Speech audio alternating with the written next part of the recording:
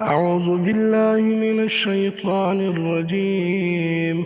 بسم الله الرحمن الرحيم.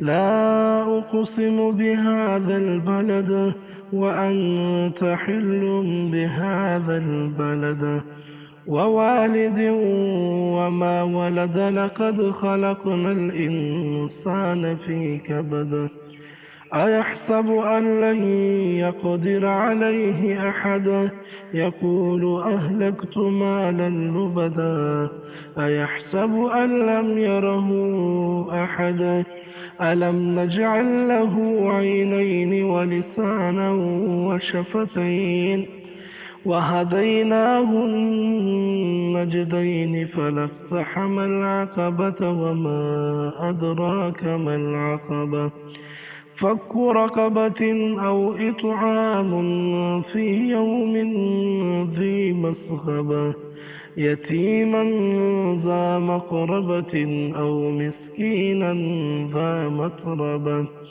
ثم كان من الذين آمنوا وتواصوا بالصبر وتواصوا بالمرحمة أولئك أصحاب الميمنة والذين كفروا بآياتنا هم أصحاب المشأمة عليهم نار مؤصدة صدق الله العظيم.